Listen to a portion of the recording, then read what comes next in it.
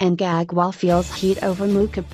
President Emmerson Mnangagwa has come under huge pressure to sack under fire Junior Minister Terence Mukupe over a litany of controversial actions and statements that he has made in recent weeks, which have caused palpable anger among many Zimbabweans.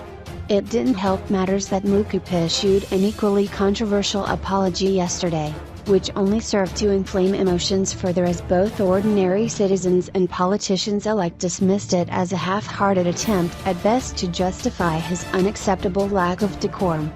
Just this past week alone, the MP for Harare East constituency was involved in 3 not-so-flattering incidents, including making reckless claims that the military would not accept youthful MDC Alliance presidential candidate Emmerson Mnangagwa as the country's new leader if he were to win the country's impending national elections.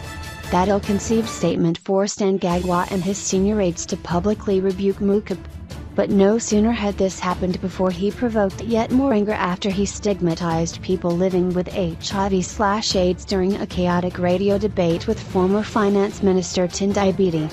Later, Mukupe was also accused of assaulting the wife of a local journalist and stealing her mobile phone, ratcheting up the already growing calls for his dismissal from the government. While due process demands that these allegations be verified, at the very least this man, Mukupe, should be suspended by President Mnangagwa.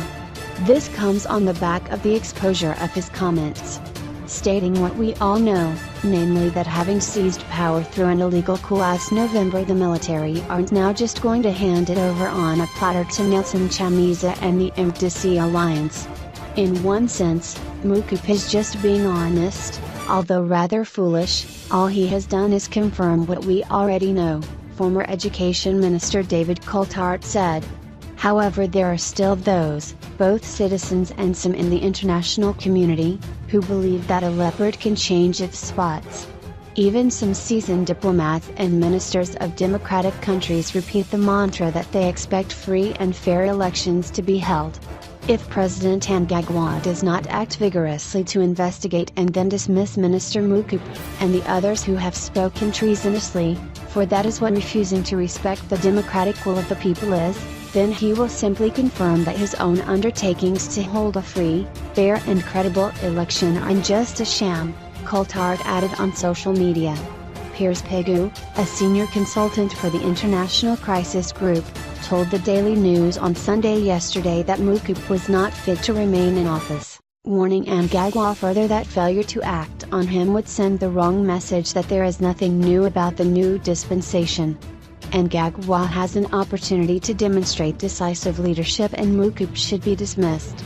There is, however, little evidence of basic notions of political accountability for such irresponsible statements from members of an executive whose leadership is trying hard to demonstrate that it has changed. These are highly irresponsible statements and demonstrate that he, Mukupe, is not for and proper for public office. Is this a face the new administration wishes to support? For many, Mukupe's comments also reflect ZANU PF's DNA, something they have got used to. As such, these utterances are not that surprising, said Vice President of the MDC splinter group led by Thokozani Mukupe, Albert Gutu, also said bluntly that Mukupe should either resign or be sacked over his comments on antiretroviral, ARV, drugs. It's a total shame for anyone, more so a public figure and government minister, to stigmatize people living with HIV. Assuming that he has got a sense of responsibility, which doesn't appear likely from his numerous public gaffes, Mukupe should just proceed to do the honorable thing and immediately resign as a government minister and member of parliament. If he doesn't resign voluntarily, then President Mnangagwa should sack him forthwith, Gutu thundered. Surely, if Webster Shamu could be sacked for attempting to rig a party primary election, why should Mukupe remain in government after committing an even more serious and catastrophic transgression? Is Mukupe untouchable, and if so, why? He added.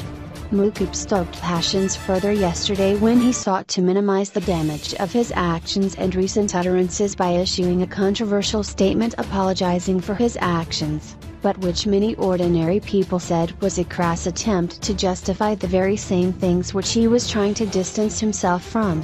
I feel it is of the utmost importance to apologize and clarify on some statements that have been misinterpreted and in some cases deliberately distorted and misrepresented. First of all, I deny categorically that I ever insinuated that the military would take sides in the upcoming harmonized elections.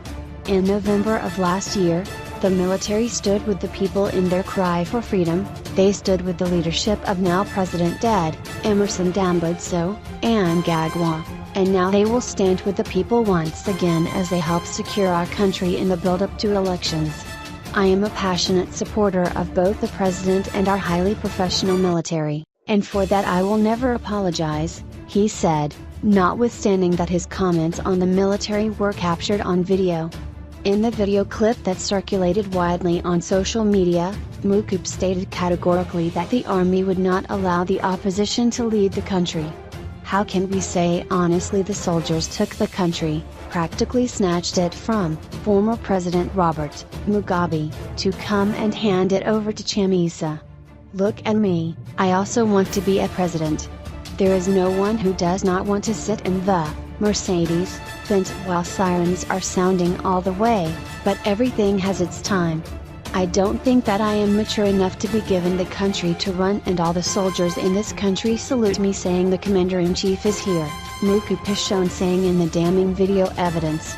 Last week the government described Mukupe's statements on the army as reckless and unlawful.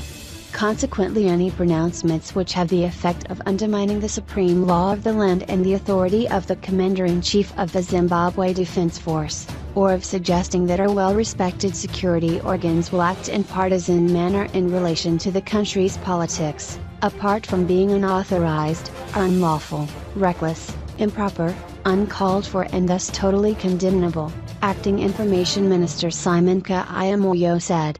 Mukupe also attempted to apologize in his statement over the remarks which he made during his interview with Beatty, although he began that part with a justification. Though I was abused and insulted by the tone and content of Mr. Beatty's interview, I should not have responded in such a way, and I apologize for the offense I have caused for the remarks I made pertaining to ARVs, he said. Mukupe has attracted so much negative attention in the last few weeks. Last month, he briefly snatched a ballot box during the ZANU-PF primary elections in Harare East constituency, amid widespread complaints that he had manipulated cell registers. Mukupe had also in full view of journalists and police assaulted his rival's driver before speeding away, causing pandemonium. Mukupe's rival in those primary polls, Mavis Gumbo, was forced to flee the scene in fear, at which point many people also left the polling station. The temperamental Mukupe was also fined by police this year after he admitted to assaulting a finance director in his ministry over travel allowances.